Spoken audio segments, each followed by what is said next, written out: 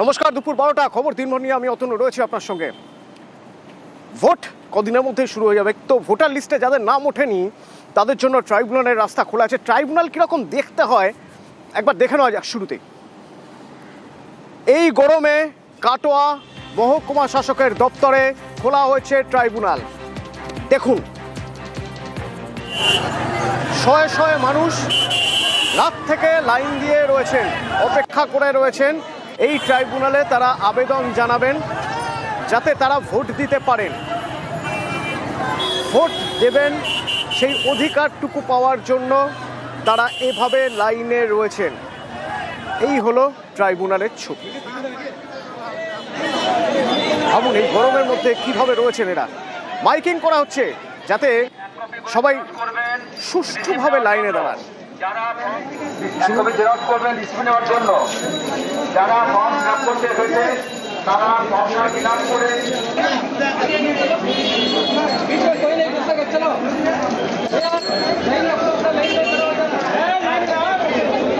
Voter লিস্টের special intensive রিভিশনের পর হিয়ারিংয়ে ডাকা হয়।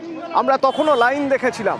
হিয়ারিংয়ের পর যাদের নাম বাদ গিয়েছে তাদের জন্য ট্রাইব্যুনালের রাস্তা খোলা আছে, আদালত বলে দিয়েছে। তো সেই ট্রাইব্যুনাল করা হয়েছে মহকুমা শাসকের দপ্তরে। সেখানে আবার লাইন ভিড়। এখান থেকে রণদেব রয়েছেন আমার সঙ্গে সরাসরি। রণদেব, আনুমানিক কত মানুষ দাঁড়িয়ে রয়েছেন, অপেক্ষা করে রয়েছেন? কাজ কতটা দ্রুত গতিতে হচ্ছে? দেখো অতনু, প্রথমেই বলে রাখি আনুমানিক কিছু না, এখানে প্রায় এই মুহূর্তে প্রায় 450 মানুষ আছেন এবং রাত 2টো থেকে লাইন দিয়েছে এবং সেই লাইনে যারা ছিল সেখানেও প্রায় 300-350 লোকের নিষ্পত্তি হয়েছে, মানে আবেদনপত্র জমা পড়েছে ট্রাইব্যুনালে এবং তারা বেরিয়ে গেছে। কারণ 10টা 20 থেকে ট্রাইব্যুনালে আবেদনপত্র জমা নেওয়া হচ্ছে কাটোয়া মহকুমা শাসকের দপ্তরে। তোমাকে আমি একটা চিত্র দেখাই, যেখানে দেখো কেন্দ্রীয় বাহিনী দিয়ে লাইন যেটাকে রক্ষা করা হচ্ছে, তার সঙ্গে প্রশাসনের লোকজন আছে, তারা মাইকিং করেছে। এছাড়া এখনো লাইনে দাঁড়িয়ে আছে শত শত মহিলা এবং যারা কেতুগ্রাম এবং কাটোয়া বিধানসভা এলাকার বাসিন্দা। এই মুহূর্তে যে চিত্র দেখা যাচ্ছে তাতে কিন্তু মানুষ আর সারাদিনে জমা দিতে পারবেন কিনা সেটাও কিন্তু সন্দেহ আছে। সেই কারণে কাটোয়ার মহকুমা শাসক জানিয়েছেন যে আজকেই শেষ দিন না, যেটা কিন্তু মানুষের মধ্যে একটা ভুল বার্তা গেছিল। শেষ দিন কিন্তু হচ্ছে ট্রাইব্যুনালের যেদিন থেকে শুরু হয়েছিল, মানে মার্চ মাসের শেষ সপ্তাহের মাঝামাঝি থেকে 15 দিন অবধি মানুষের কাছে ট্রাইব্যুনালে ভোটাধিকার ফেরত পেতে আবেদন নেওয়া হবে এবং 6টা কাউন্টার করে দেওয়া হয়েছে। মহকুমা শাসক এটাও পরিষ্কার জানিয়ে দিয়েছেন যে 6টা কাউন্টারে যদি নিষ্পত্তি না হয় সন্ধে অবধি নেওয়া হবে এবং সন্ধ্যের পর আগামীকালও নেওয়া হবে। 15 দিন অবধি কিন্তু সময় আছে। আজ পর্যন্ত হয়তো খুব সম্ভবত 7 থেকে 8 দিন হলো। এখন এই যে বার্তাটা গ্রামে গঞ্জে পৌঁছাতে সময় লাগবে, মহকুমা শাসকের আবেদন যেটা মানুষের কাছে পৌঁছাক। কাটোয়া কেন্দ্রে 22,500 মানুষ অ্যাডজুডিকেশনে ছিল, কেতুগ্রাম কেন্দ্রে ছিল 38,200 এবং মঙ্গলকোট কেন্দ্রে ছিল 35,300। এই মোট যে 80,000-এর কাছাকাছি মানুষ যে অ্যাডজুডিকেশনে ছিল, তার মধ্যে 43,000 মানুষের নাম ফেরত পেল, ভোটাধিকার এখনো পায়নি প্রায় 38 থেকে 39,000 মানুষ। সেই 39,000 মানুষ তারা এখানে আবেদন করবেন, এই ট্রাইব্যুনালে আবেদন করবেন, ভোটাধিকার ফিরে পেতে চাইছেন তারা। রাত 2টো থেকে লাইনে দাঁড়িয়ে রয়েছেন। আস্তে আস্তে বেলা বাড়ছে, রোদ এখন, সূর্য এখন মাথার উপরে, লাইন কমছে না। সবার আজ হবে না, যারা যারা লাইনে দাঁড়িয়ে রয়েছেন সবার যে আজ জমা দেওয়া হবে তাও নয়। তারা জানেন তবু যতটা সম্ভব এগিয়ে থাকা যায়, যদি ভোটাধিকার ফিরে পাওয়ার এই লাইনে কিছুটা হলেও এগিয়ে থাকা যায়। চড়া রোদ মাথায় নিয়ে মানুষ দাঁড়িয়ে আছে। আনখোনা পঞ্চায়েতে আগে একবার কাগজ জমা দিয়েছিলাম, আবার সব ডিলেট হয়ে গেছে 5-6 জনের, আমাদের পরিবারের সবারই। আবার ফের এসে কাটোয়া কোর্টে এসডি অফিসে জমা করছি। সকাল 5টা থেকে এসে লাইনে দাঁড়িয়ে আছে। এখন এরপরে আর হবে না বলছে, আজকে লাস্ট ডেট। তাহলে যাই হোক যত কোনো অসুবিধায় পড়ে যাবো, আমরা দূর দূর থেকে এসেছি। আরেকটা ট্রাইব্যুনালের ছবি দেখাই আপনাদের। বারাসত বারাসতের ট্রাইব্যুনাল, উত্তর 24 পরগনার বারাসত। দেখুন এখানেও মানুষ রাত থেকে ভোর থেকে লাইনে দাঁড়িয়ে আছেন। ভোটাধিকার ফিরে পাওয়ার লাইন দিয়ে আবেদন করলে ট্রাইব্যুনালে, তারপর সেই আবেদন দেখে ট্রাইব্যুনাল থেকে সিদ্ধান্ত হবে ভোট দিতে পারবেন কিনা। তার জন্য মানুষ রাত থেকে দাঁড়িয়ে আছেন লাইনে। জিয়াউল আছেন এখান থেকে। জিয়াউল, আনুমানিক কত মানুষ লাইনে দাঁড়িয়ে এখনো?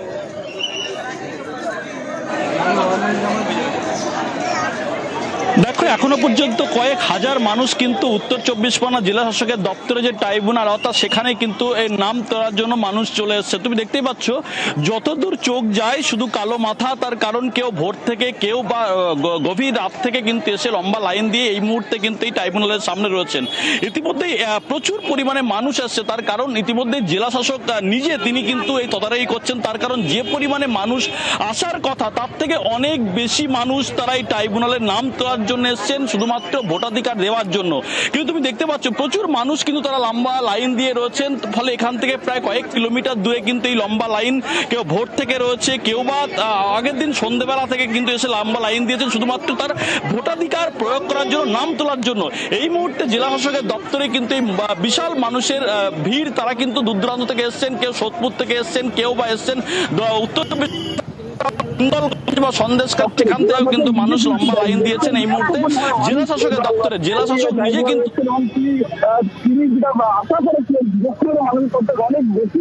তিনি যেটা আশা করেছিলেন যে পরিমাণে মানুষ, তার থেকে অনেক বেশি মানুষ কিন্তু এই মুহূর্তে জেলা শাসকের দপ্তরের সামনে। তিনি বারংবার কিন্তু এই সাধারণ মানুষের সঙ্গে কথা বলছেন যে আপনারা শান্ত হন, সবাই।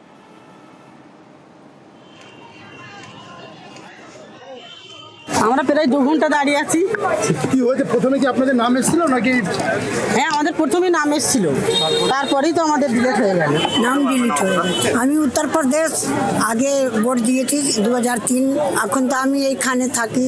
আমার বাড়িতে 14-15 জনের মেম্বার ভোটের, তার ভিতরে শুধু আমি ডিলিটেড। 2002 লিস্ট জমা দিয়েছি, তারপরেও আমাকে ডিলিট করে দেওয়া হয়েছে। এগুলো মানুষকে হ্যারাসমেন্ট করা, আর কিছুই না। বলছে নামের একটা স্পেলিং এর জন্য। আম আদমির জন্য, ভোটারের জন্য এই লম্বা লাইন, তাদের জন্য ট্রাইব্যুনালে রাত জেগে লাইনে দাঁড়িয়ে থাকা, ট্রাইব্যুনালে আবেদন করা। আচ্ছা, নেতাদের জন্য কি অন্যরকম কোনো নিয়ম? প্রার্থীর জন্য অন্যরকম কোনো নিয়ম? এ প্রশ্ন উঠছে। তার কারণ বেশ কিছু এরকম উদাহরণ, বেশ কিছু এরকম নজির। যেমন ধরুন, আমি যদি বলি রতুয়ার কংগ্রেস প্রার্থী, এই রতুয়ার কংগ্রেস প্রার্থী মোত্তাকিন আলম তিনি চলে গেছেন সুপ্রিম কোর্টে। ট্রাইব্যুনাল তৈরি করতে দেরি হচ্ছে, সেই ট্রাইব্যুনালে তার দেরি হয়ে যেতে পারে। কিন্তু এদিকে নমিনেশনের ডেট তো চলে যাচ্ছে, আজ বিকেল 3টে, মনোনয়ন জমা দেওয়ার সময় শেষ। কি করবেন? চলে গেছেন সুপ্রিম কোর্টে। সেখানে কি হলো জানবো। মৈত্রেয়ী রয়েছে সরাসরি আমার সঙ্গে। মৈত্রেয়ী,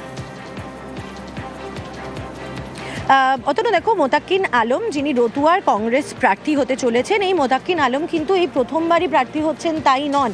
তিনি এর আগের দুবারের জনপ্রতিনিধি। তিনি একবার বিধায়ক ছিলেন এবং তার আগে একবার পঞ্চায়েত সমিতির সদস্যও ছিলেন।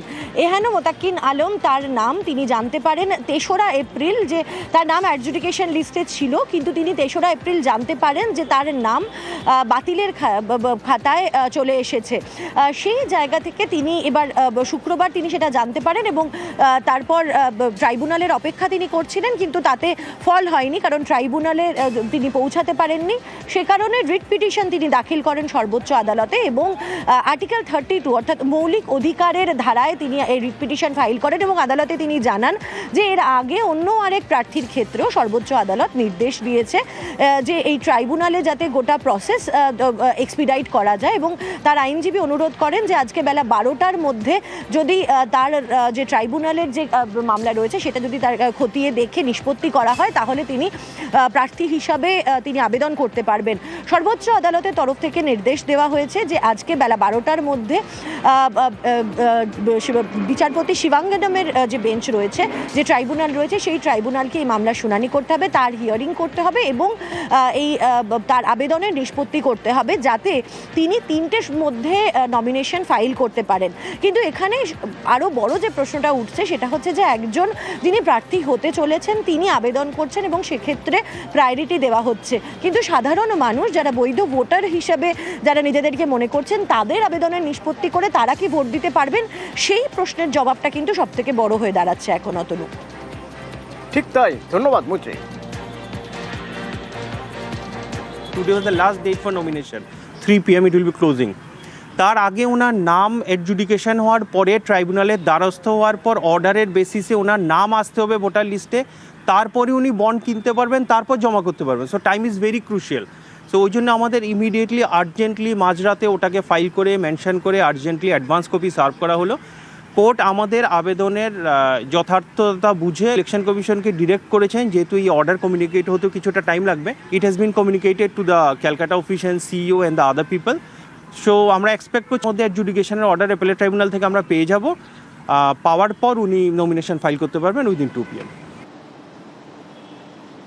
আমরা প্রশ্ন তুলেছিলাম নেতাদের জন্য প্রার্থীদের জন্য অন্য নিয়ম কিনা। আম আদমি তো দাঁড়িয়ে থাকছেন ট্রাইব্যুনালের সামনে ঘন্টার পর ঘন্টা, তাদের জন্য অন্য নিয়ম কেন কিনা এই প্রশ্ন তুলেছিলাম। তার কারণ আপনারা দেখলেন রতুয়ার কংগ্রেস প্রার্থী সুপ্রিম কোর্টে চলে গেছেন। আবার আমরা এটাও দেখেছি ফারাক্কার কংগ্রেস প্রার্থী যার নাম ওঠেনি ট্রাইব্যুনালে কিভাবে যাবেন, অত সময় কোথায়, সুপ্রিম কোর্টে চলে গেলেন। সুপ্রিম কোর্টের নির্দেশে অবসরপ্রাপ্ত হাইকোর্টের অবসরপ্রাপ্ত বিচারপতির বাড়িতে ট্রাইব্যুনাল হলো এবং তারপরে তিনি ভোটার লিস্টে নিজের নামটি তুলতে পারলেন।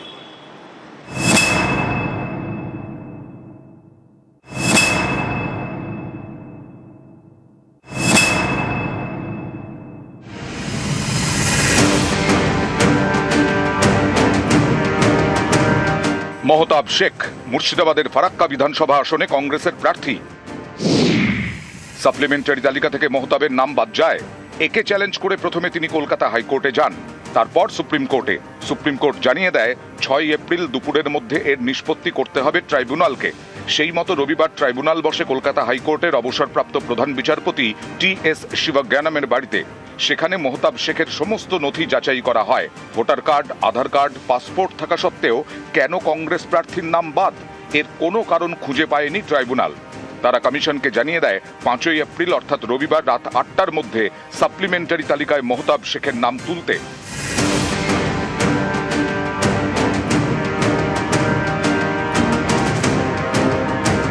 আমার মতন পুরো ফারাক্কা আমি বলছি প্রায় 58,000 লোকের ডিলেটেড করেছে অ্যাডজুডিকেশন। মানুষ এত কষ্ট করছে, অযুক্তি জিনিস আর কি। জনগণ আমার সঙ্গে আছে, আর জনগণ যার সঙ্গে থাকবে কেউ ওকে সরাতে পারবে না।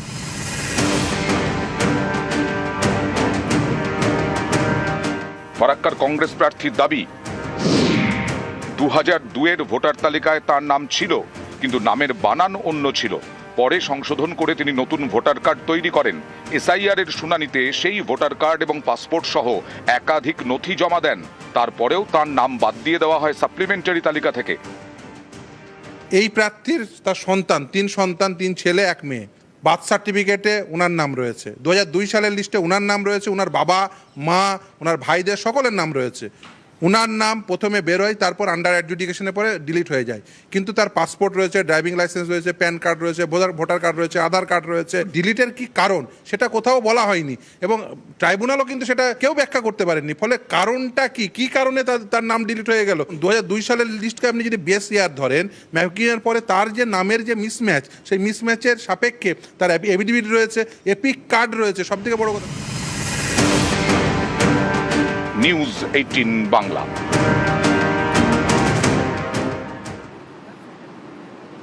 আচ্ছা, এই যে SIR মামলা, তা নিয়ে সুপ্রিম কোর্ট বলেছিল যে ট্রাইব্যুনাল করতে হবে, কিন্তু সেই ট্রাইব্যুনাল তৈরি হতে হতেই এত দেরি হয়ে গেল। এবার যারা ট্রাইব্যুনালে যাচ্ছেন তারা আদৌ ভোট দিতে পারবেন তো? সবার পক্ষে ভোট দেওয়া কি সম্ভব হবে? ট্রাইব্যুনালের নিষ্পত্তি সম্ভব হয়? তার কারণ চূড়ান্ত ভোটার তালিকা তো আজই ফ্রিজ হওয়ার কথা। তো সুপ্রিম কোর্টেও আজ শুনানি রয়েছে। সুপ্রিম কোর্টে শুনানির প্রেক্ষিতটা একটু বোঝানোর চেষ্টা করা যাক। আমার সঙ্গে মৈত্রী রয়েছে নয়াদিল্লি থেকে। মৈত্রী, অতনু, একেবারেই দেখো, আজ বিকেল 4টের সময় এই মামলার শুনানি রয়েছে, বাংলার এসআইআর মামলার। এবং আজকের মামলায় যেটা সবথেকে গুরুত্বপূর্ণ দিক সেটা হচ্ছে ট্রাইব্যুনালের কাজ এখনো শুরু হয়নি। প্রথম দফার অ্যাডজুডিকেশনের যে লিস্ট রয়েছে সেটা শেষ করে আজকে রাতের মধ্যে ভোটার তালিকা, অর্থাৎ প্রথম দফার নির্বাচনের জন্য ভোটার তালিকা ফ্রিজ হয়ে যাবে। এবার যারা এই প্রথম দফার অ্যাডজুডিকেশন তালিকা থেকে যারা বাদ গিয়েছেন সেই সমস্ত ভোটারদের টেকনিক্যালি ট্রাইব্যুনালে যাওয়ার কথা এবং তারপরে তাদের শুনানি হওয়ার পর তারা বৈধ না অবৈধ সে বিষয়ে চূড়ান্ত সিদ্ধান্ত জানানোর কথা ট্রাইব্যুনালের।